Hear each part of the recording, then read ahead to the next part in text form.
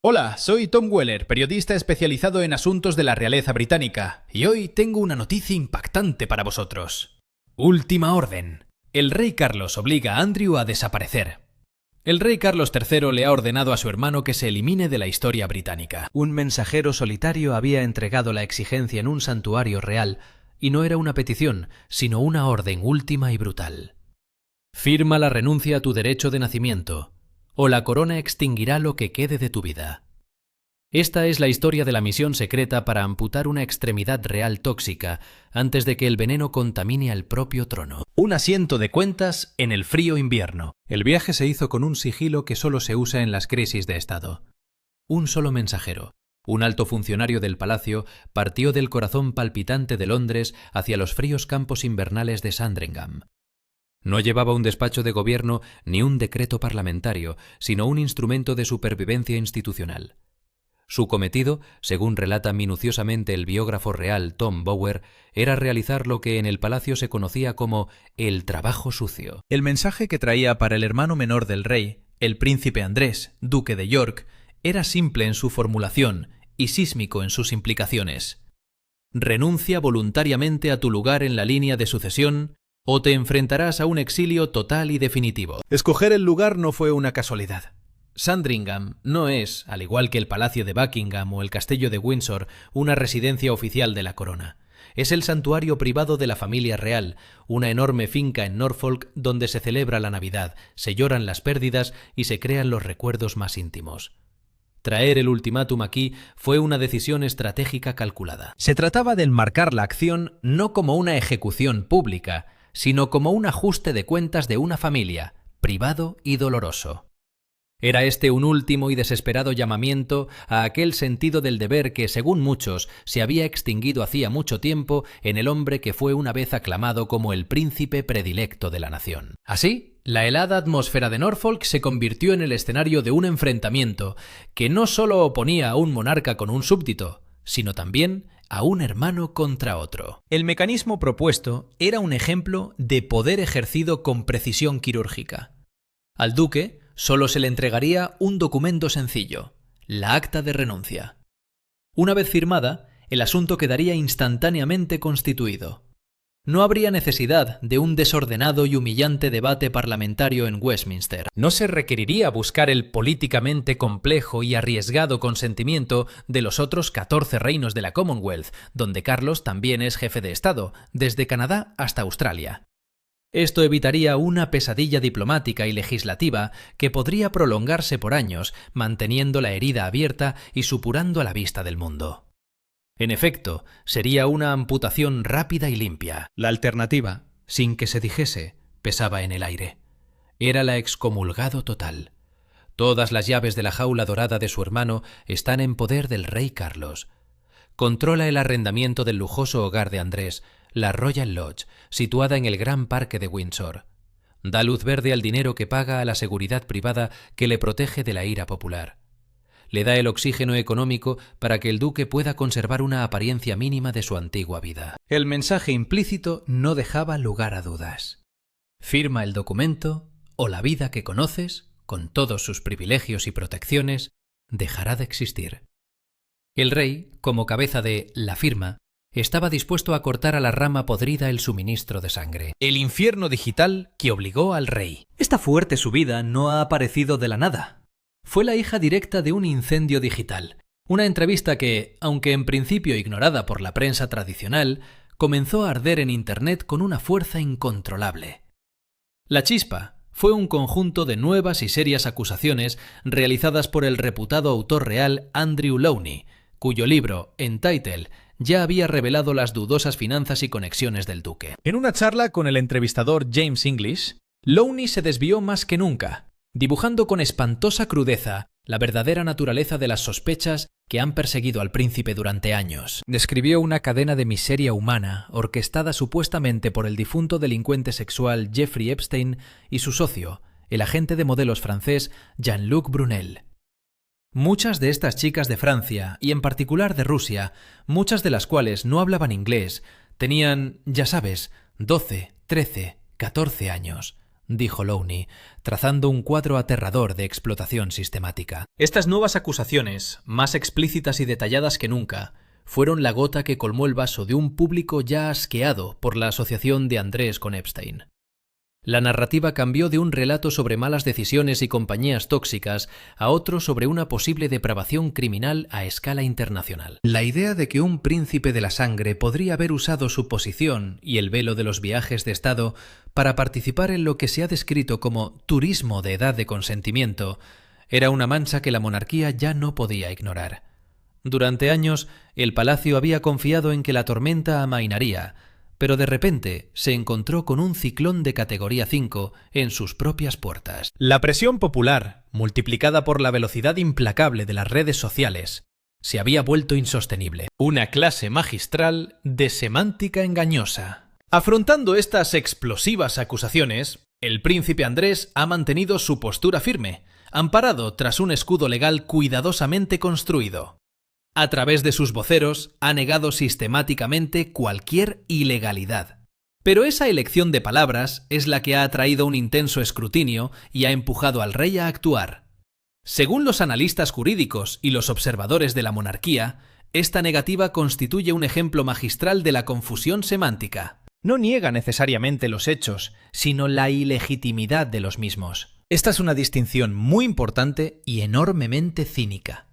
Los marcos legales en lugares como Libia, en la era de Gaddafi, o la edad de consentimiento en países como Kazajistán, pueden ser muy diferentes a la legislación británica.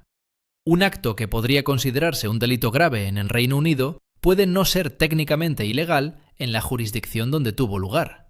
Así pues, la negación de Andrés puede ser legalmente cierta y a la vez moralmente monstruosa. Se aprovecha de un vacío legal para evadir una verdad ética fundamental. En esto reside el abismo moral que yace en el centro de la crisis.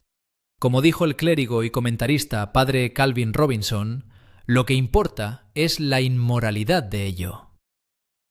La monarquía británica, sobre todo en la época contemporánea, no basa su legitimidad en el poder político, del cual apenas dispone, sino en su autoridad simbólica y moral.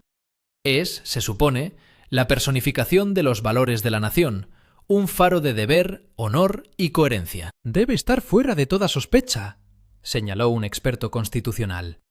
Según Robinson, que el noveno en la línea de sucesión al trono esté volando por el mundo para tener relaciones sexuales con chicas jóvenes es una ofensa directa a ese principio fundamental. No como las infidelidades matrimoniales o las excentricidades personales, que en ocasiones perdona el público, el presunto abuso de menores es un pecado imperdonable.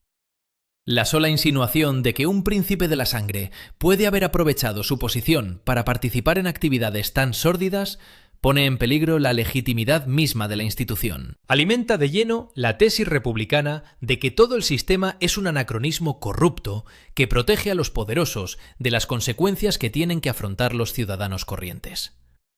Para el rey Carlos, monarca que ha basado su reinado en la promesa de modernizar la institución y demostrar su relevancia, la continuada presencia de su hermano en la línea de sucesión se había convertido en un ancla de pura toxicidad, arrastrando a toda la nave del Estado hacia el fondo. El peso insoportable del pecado de un hermano. Es difícil exagerar la carga psicológica que debe de haber hecho soportar a su majestad esta crisis.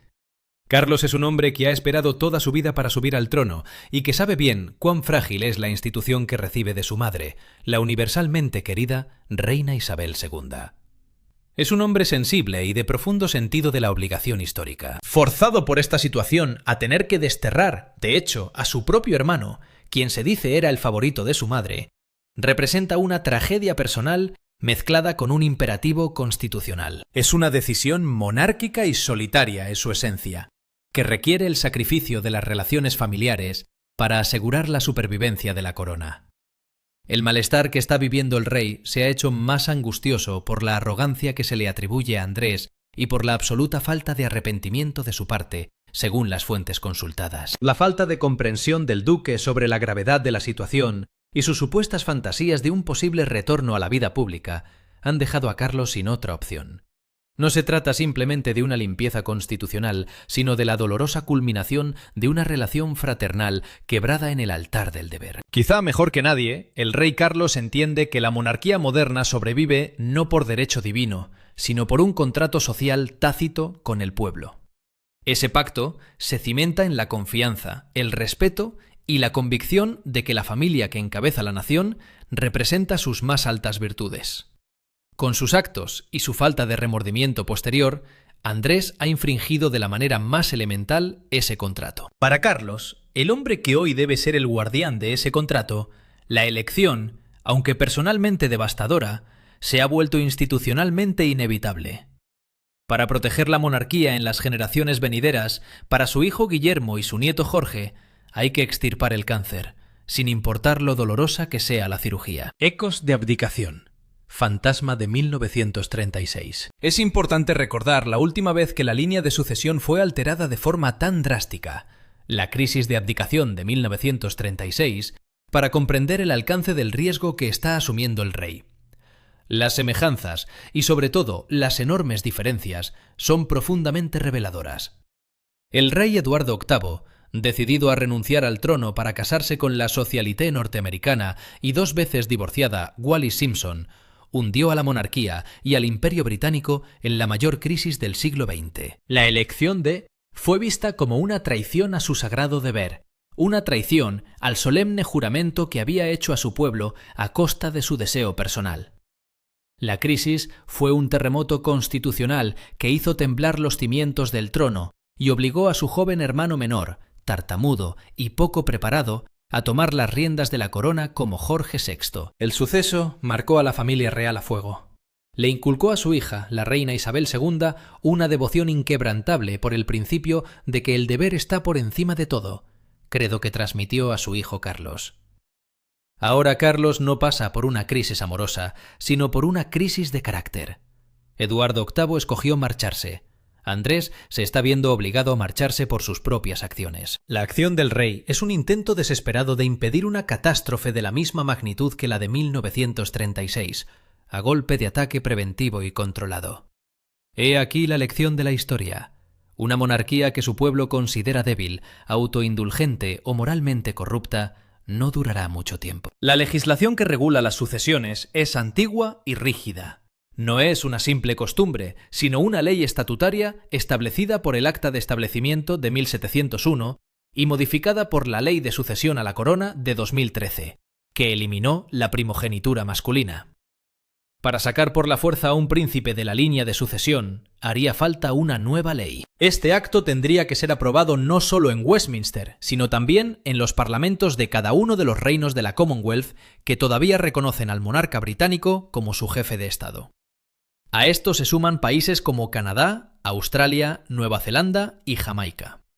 Poner en marcha una iniciativa legislativa de este tipo requeriría un enorme capital político y diplomático, y el espectáculo público sería catastróficamente perjudicial para la imagen de la institución. Es por eso que el Palacio está funcionando bajo el método de la renuncia voluntaria. Es la única vía para evitar una larga y dañina batalla pública. Fue un eco de presión, un compuesto de persuasión amable y de fuerza implacable, por lo que el primer ministro Stanley Baldwin y el arzobispo de Canterbury presionaron a Eduardo VIII. La realidad de su situación le fue presentada. El gobierno renunciaría y la gente no aceptaría a su esposa escogida como reina. Tenía una opción, pero esa opción solo podía conducir a un solo resultado. En su doble papel de monarca y jefe de familia, Carlos está haciendo con Andrés lo mismo que hizo con Guillermo y Enrique.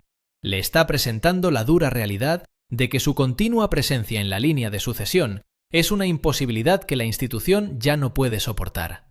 La oferta puede estar envuelta en el lenguaje de la elección, pero como una fuente lo dijo sin rodeos, es una oferta que realmente no puede rechazar. El escenario de pesadilla que desgarraría el palacio. Pero más allá del escándalo presente, otra cosa hace apremiante la acción. El escenario de catástrofe, una hipótesis aterradoramente plausible aunque trágica que mantiene despiertos a los estrategas del palacio. No es una lista abstracta la línea de sucesión, es un plan concreto para mantener la estabilidad nacional si llega a ocurrir lo impensable.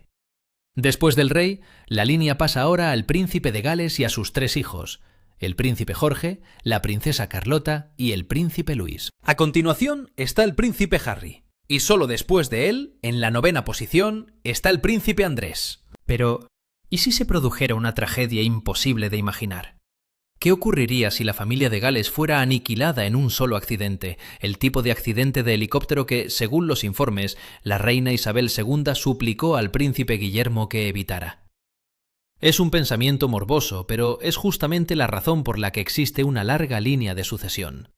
En caso tal, la corona iría al siguiente en la línea. Con el príncipe Harry habiendo abandonado sus deberes reales y viviendo en California, y con su popularidad en Gran Bretaña en niveles récord, la perspectiva de un rey Harry y una reina Meghan es vista por muchos monárquicos como un evento de nivel de extinción para la monarquía. La monarquía acabaría de la noche a la mañana, ¿no? Un analista comentó: simplemente no es algo que el público británico apoyaría. En este caso extremo, tanto el público como el Parlamento se enfrentarían a una decisión imposible. Permitir que una pareja que ha criticado abiertamente la institución y la nación ascienda al trono, o desencadenar una revolución a gran escala y establecer una república. De cualquier forma, la monarquía tal como se la conoce llegaría a su fin. Esta bomba de tiempo se hace más grave con la presencia de Andrés en esa línea. Su puesto en 9º lugar, justo detrás de los hijos de Harry, hace que la línea de sucesión parezca peligrosamente frágil y llena de individuos vistos como profundamente problemáticos. En tiempos de crisis, es fundamental recordar que la verdadera grandeza de un líder se mide por su corona de servicio, en contraposición a una corona de sangre. La empatía, la solidaridad y la compasión son pilares fundamentales en la construcción de una sociedad justa y equitativa. Es en los momentos de adversidad donde se pone a prueba el verdadero carácter de un individuo, y es ahí donde la autenticidad de sus acciones brilla con mayor intensidad. Optar por el camino del servicio desinteresado y la colaboración mutua es la senda que nos llevará hacia un futuro próspero y lleno de esperanza. Esa situación tan delicada y vulnerable ha generado un aumento significativo en las demandas de una transformación profunda y completa, especialmente en lo que respecta a la propuesta de restringir la línea de sucesión exclusivamente a los integrantes activos de la familia real. Sería un cambio verdaderamente revolucionario que impactaría positivamente en todos los aspectos de nuestra sociedad. Devolvería al instante a las nobles figuras de la devoción y el respeto que representan la princesa Ana, la primogénita de la realeza, y el príncipe Eduardo, el noble duque de Edimburgo, a un nivel de distinción y honor superior al que ostentan tanto el príncipe Harry como el príncipe Andrés. Yo modificaría la premisa fundamental de la sucesión para que deje de ser exclusivamente una cuestión de linaje y pase a ser considerada como una combinación equilibrada entre la herencia sanguínea y el compromiso de servicio. Los partidarios de esta propuesta argumentan que implementarla resultaría en una línea de sucesión mucho más robusta y fácilmente justificable, lo cual reconocería y premiaría el compromiso con el deber y estaría más en sintonía con la voluntad de la ciudadanía. Esta propuesta, sin embargo, está repleta de potenciales peligros que podrían impactar significativamente en el desarrollo del proyecto. Según los defensores de la tradición, este acto constituye un golpe directo a los cimientos de la institución monárquica, sostiene el analista político Thomas Corbett Dillon. En mi opinión, la monarquía no puede considerarse como una forma legítima de gobierno democrático, expresó con firmeza. Se espera de nosotros que tengamos la convicción de que estas personas han sido elegidas y consagradas por la voluntad divina.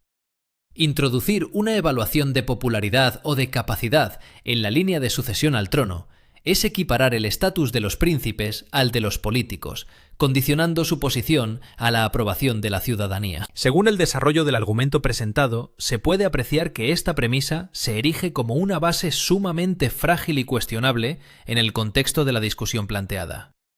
Permite que sea la opinión pública y los diferentes medios de comunicación los que influyan en el proceso de sucesión, dejando de lado la premisa mística y divinamente establecida que otorga a la monarquía su característica singular y su propósito fundamental. El dilema central que enfrenta la Casa de Windsor en el siglo XXI, y que pone de manifiesto este conflicto interno, radica en su dualidad como una institución consagrada por la divinidad o como una entidad pragmática que requiere ajustarse para preservar la aprobación de sus súbditos.